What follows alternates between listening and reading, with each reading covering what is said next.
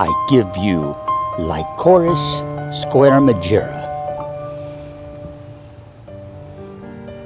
better known as spider lilies or surprise lilies, because they tend to come up so quickly. They also come in red, orange, yellow, white, a sort of pinkish violet with blue tips. Those are very rare. And mine are just pink. And I like them that way. They're a sign of late summer, early fall.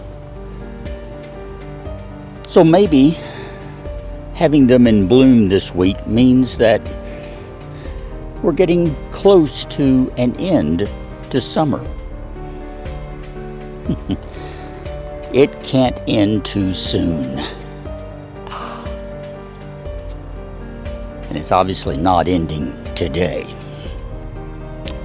Anyway, I have enjoyed looking at my pink spider lilies all week long. Ain't they purty?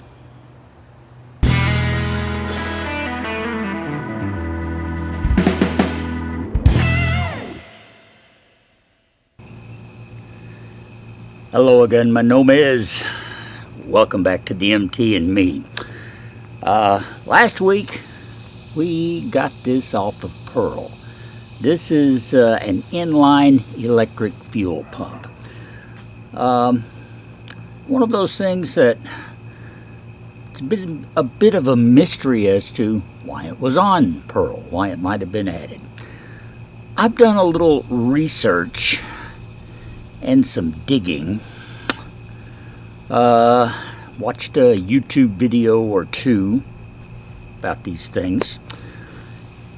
And I have some ideas that I'm going to share with you here as to why this may have been on Pearl in the first place. Right? So that's coming up. Before I do that, though, I bought myself something and I want to share with you. Something that I just dropped on the ground. Hold on. Okay. Let's try this again.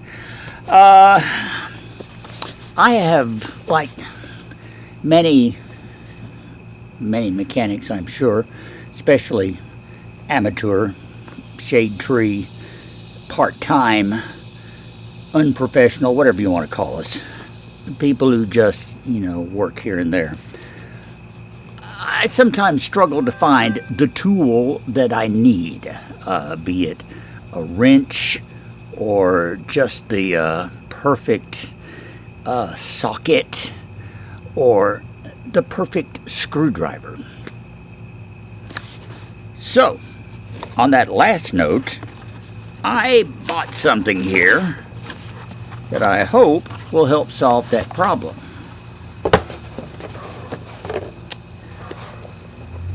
A set of Nico magnetized screwdrivers in a convenient, beautiful nylon bag, I might add.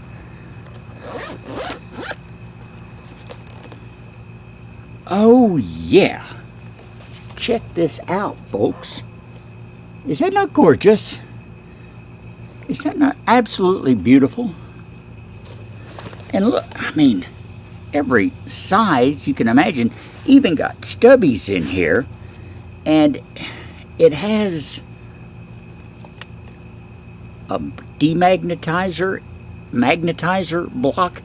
I don't even know what that does. Now, it's supposed to be magnetic screwdrivers. Maybe that... How can that turn the magnetism on and off?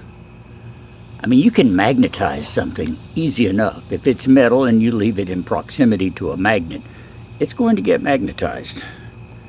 I don't know about demagnetizing. Now, you have electric systems that are called like degaussers.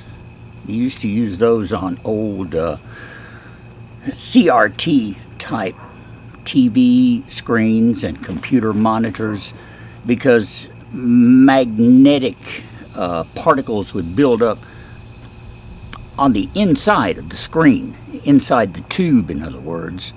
And you could use what's called a degausser to scramble those and make them random again so that it didn't affect your picture. I'm way off topic here. I don't know how this is going to work. We'll find out later on. And since it is a screwdriver assortment, it's not really like it came with an instruction booklet, so I'll just have to check that out. But it's got a full set of like small screwdrivers, and I mean there are star drives and hex drives and standard, Phillips and flathead, both large and small. So I'm impressed, and I love this assortment. I love the fact that it's got its very own. Where'd the zipper go? Oh. Wait a minute, it's inside. No wonder. Okay. The fact that it's got its very own zippered case to keep everything organized. I'm terrible about using something, laying it down, and just letting it go. And I was impressed with this brand because I have another set by, I guess this is Nico. I call it Nico. Anyway, however you say it. I have a set of nut drivers that you may have seen me using here to go in like power drills, power drivers that are by the same brand. They're good quality product, so I have every faith that this little booklet of screwdrivers is going to make my work a whole lot easier. Okay, so that all being said, let's talk about fuel pumps for a second. Pearl, of course, being a 1977 product, has a mechanical fuel pump on the engine because the 360 Dodge LA is a carbureted engine. It has a low pressure fuel system. There's no kind of electronic fuel injection or high pressure pumps or anything like that. She got a fuel tank, she got a carburetor, and in between there's a mechanical pump on the front of the engine. You may remember me taking it off, checking it out, and then putting it back on. So there's nothing unusual about that arrangement, not in the least. What is unusual is that there is also a pull switch on the dashboard that has obviously been added by a previous owner. I'm thinking maybe the first owner because he was a mechanic. And that switch is labeled fuel pump. Okay, well it obviously doesn't have anything to do with the fuel pump on the engine because that's part of the engine. It's an automatic process. Engine's running, fuel pump's running. So this was a point of mystery, and we traced the wire all the way back to this little box, which was attached to Pearl's chassis just behind this right rear wheel and right out of the gas tank. Actually, it sets like this. This end was going to the gas tank. This end went into the metal fuel line that goes up front to the mechanical pump. All right, so you could turn this on and off. Well, first of all, to me, because I didn't know any better, this did not look like a pump of any kind. Turns out it is. And I'll explain how this works in a second. But anyway, it is. It's an electric inline fuel pump.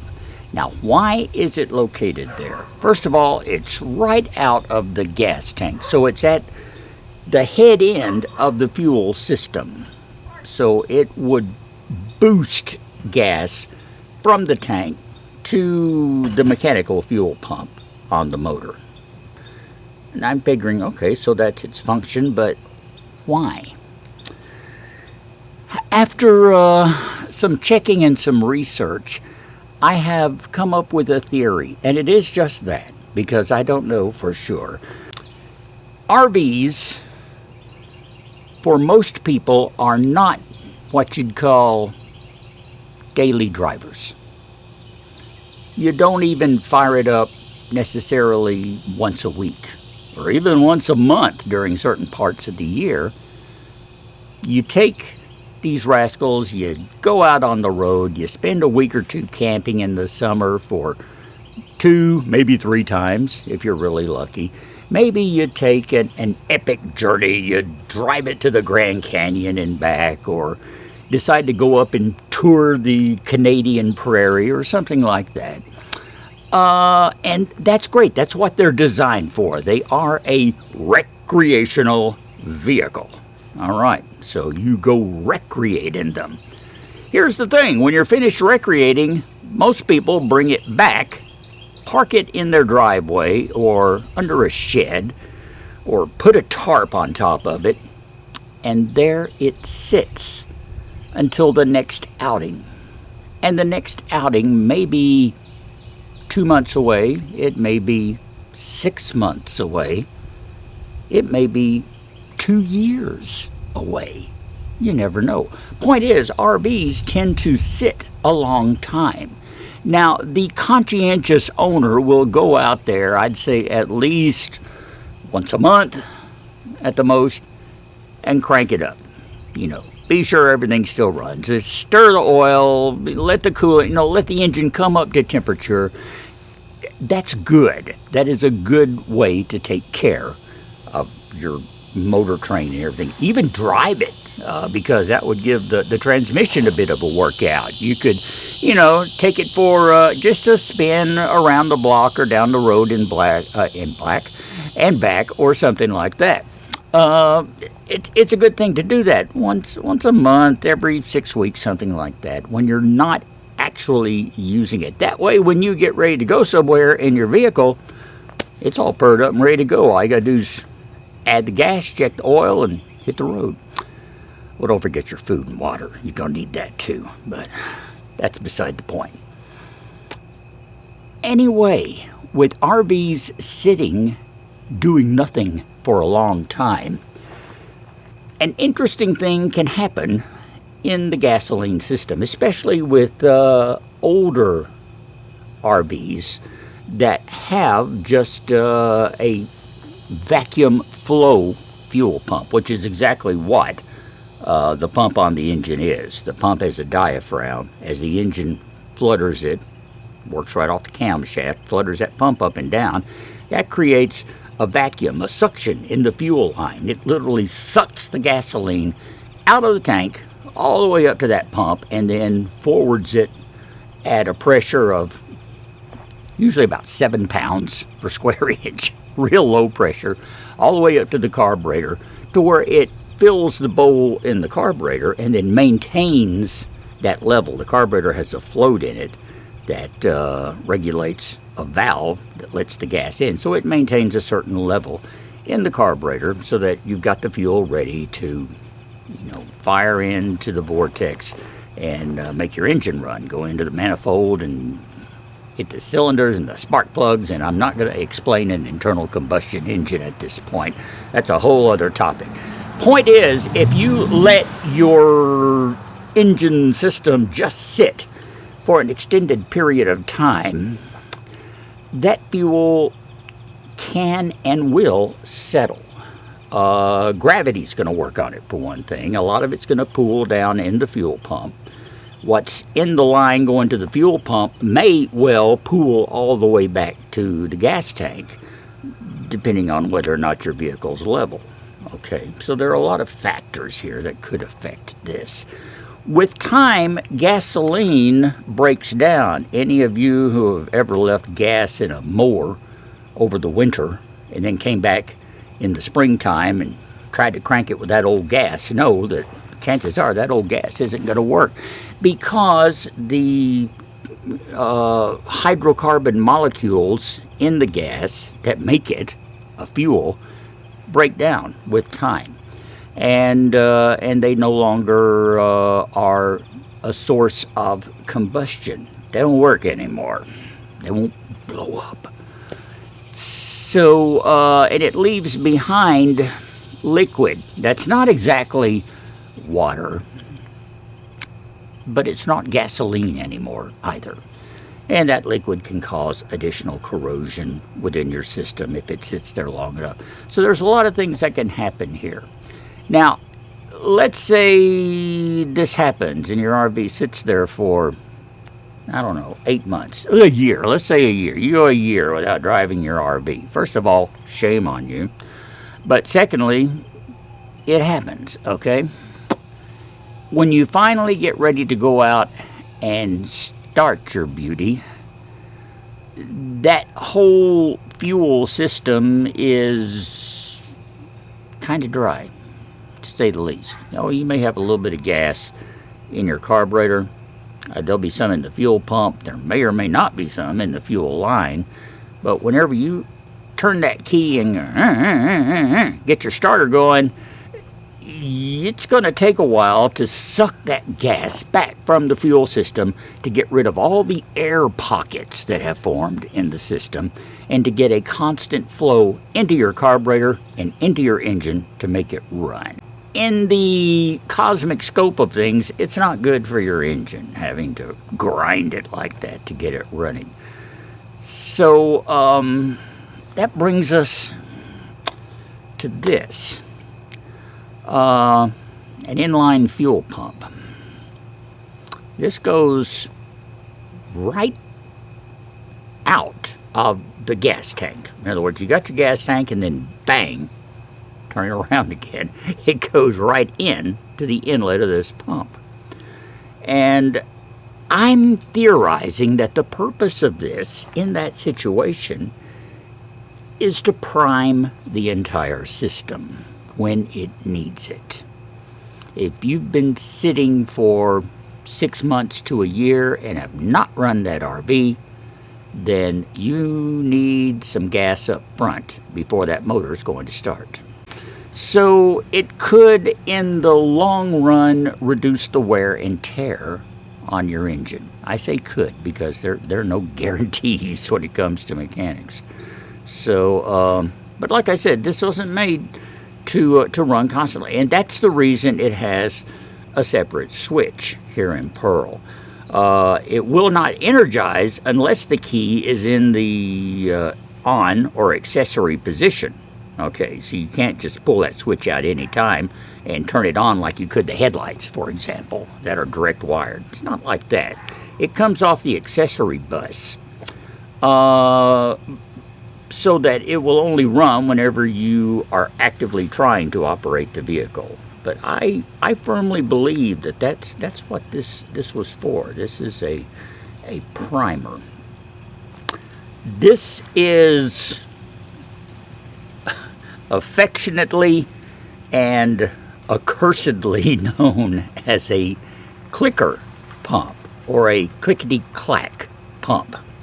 Now that's because of the noise it makes, which is because of the way it works.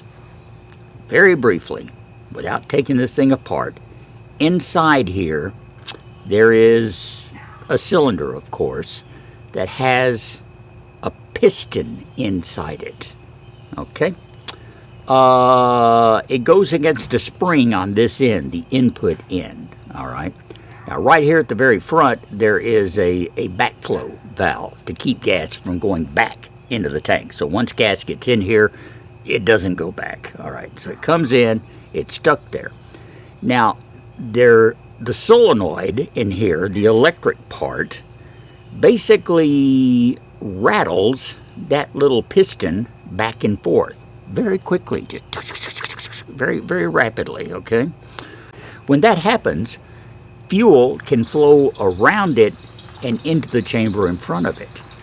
And then when that breaks the connection on the solenoid, so when the spring pushes it back to make contact again, it shoves that fuel out the other end into the fuel line.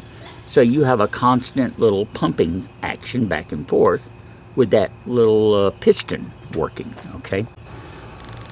Remember last week we stuck this across the battery to check it, and we could barely hear it. I don't think this is working. I really think it should be a little noisier than that. The only way to check it would be to hook it up and run some liquid to it. It wouldn't have to be gasoline. It can pump water. It can pump any kind of liquid you put in there. Will I put another one on there? Well, that remains to be seen. I think at this point, once we get the fuel system cleaned up and ready to go, I'm just going to hook it up direct, because that'll be an easy enough process to do, and see if I can't prime the system myself and get her started. And if everything seems to work okay, then chances are I'm not going to worry about it, because I'm not planning on leaving Pearl sitting for 6 months or a year at a time in between uses. My ultimate goal here is to create a recreational vehicle that I can recreate in 24/7, because this is my retirement plan. Whenever I do decide to walk away from that illustrious career in broadcasting that seems like it'll never end, then my thoughts are to get in Pearl and go become a nomad and literally live in her. So she will be my daily driver, or at least weekly driver, depending on how long I camp somewhere. That's my idea anyway. Okay, that's the plan. Now, a lot has to fall in place for that to happen. First of all, I got to get her running, and secondly, I got to remodel the interior. So this ain't gonna happen, in 3 months by any means. But that's my goal. That's my ultimate goal. Once again, I've learned a tremendous amount about a topic that I never thought I would need to know about. Isn't life interesting sometimes?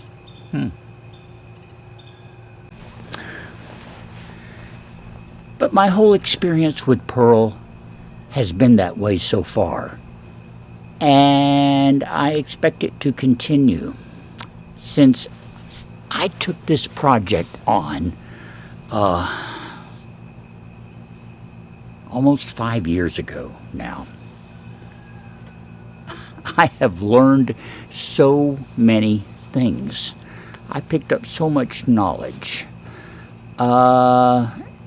It wasn't in my life plan to restore a V8 engine that had been sitting for years unused. Certainly wasn't in my plan to gut a 40-year-old RV and redo the interior completely, including all of the plumbing and electrical systems. All of that work is still yet to come, but it's in the books. It's on the books, let's say, to get done.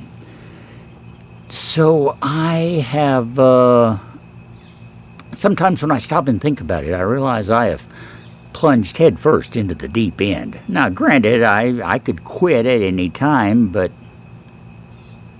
that's not in me. Once I get something started, I'm going to try my best to see it through. Now, I don't always finish, but I will give it the good old heave-ho 1-2 and do my best at it.